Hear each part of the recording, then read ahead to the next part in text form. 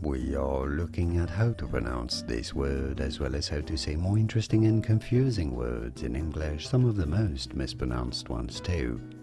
So how do you pronounce this one? Well, in English there are two different ways. This is a word of French origin. We'll find out which is the closest to the original French pronunciation.